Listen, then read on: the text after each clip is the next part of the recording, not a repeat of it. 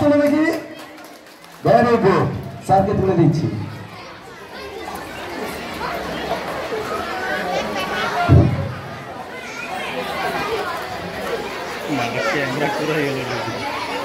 মঞ্চের উপবিষ্ট বিশিষ্টজন, চ্যাংমারি শিশু নিকেতন বিদ্যালয়ের সঙ্গে যারা যুক্ত তারা সবাই এবং প্রিয় ছাত্রছাত্রীরা, চ্যাংমারি শিশু নিকেতন স্কুলের নাম আমি বহুবার শুনেছি, কেননা এই স্কুল থেকে অনেক ছাত্রছাত্রী আমাদের স্কুলে ক্লাস 5-এ ভর্তি হতে যায় এবং এই স্কুলের ছেলেমেয়েরা যে লেখাপড়ায় বেশ ভালো এটাও আমি জানি।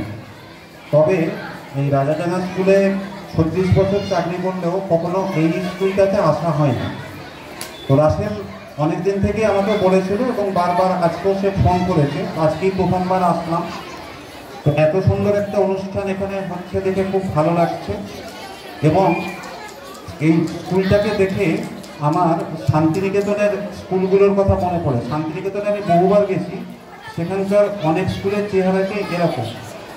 আর আজকে এই স্কুলটাকে দেখে বা এখানে যারা শিক্ষক শিক্ষিকা আছেন, পরিচালন কমিটির মানুষরা আছেন, তাদের সঙ্গে কথা বলে এবং সবথেকে বেশি হচ্ছে এই স্কুলটাকে দেখে একটা খুব ইচ্ছে হচ্ছে, কিন্তু এই ইচ্ছেটা সম্ভবত পূরণ হবে না। তার কারণ সেটা কি সেটা বলি। তো রাজাডাঙ্গা স্কুলে আমার চাকরি আছে আর 4 মাস, অর্থাৎ 31শে ডিসেম্বর আমি রাজাডাঙ্গা স্কুল থেকে চলে যাব। তো আমি যদি এখানে থাকতাম, তো রিটায়ার করার পর আমাকে সুযোগ দিলে আমি এই স্কুলেই বিনা পয়সায় পড়াতাম, আমাকে কোনো টাকা পয়সা দিতে হতো না। কিন্তু যেহেতু আমি এখানে থাকি না, এই ইচ্ছেটা পূরণ হবে না এবং এত সুন্দর একটা ইচ্ছে পূরণ করতে না পারার জন্য সত্যি সত্যি আমার মনের মধ্যে একটা দুঃখ থেকে যাবে।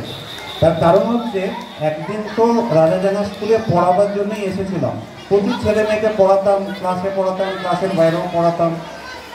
কিন্তু কয়েক বছর ধরে ওই প্রধান শিক্ষকের চেয়ারে বসার পর থেকে ছাত্রছাত্রীদের সঙ্গে যোগাযোগটা প্রায় শূন্য হয়ে গেছে। তো এখানে এত বাচ্চা বাচ্চা ছেলে মেয়েদের দেখে খুব ইচ্ছে হচ্ছে যে এদেরকে যদি পড়াতে পারতাম।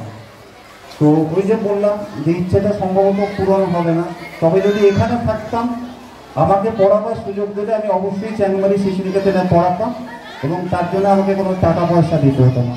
অনুষ্ঠান খুব ভালো হোক, সবাই উপভোগ করো এবং করুন। ধন্যবাদ।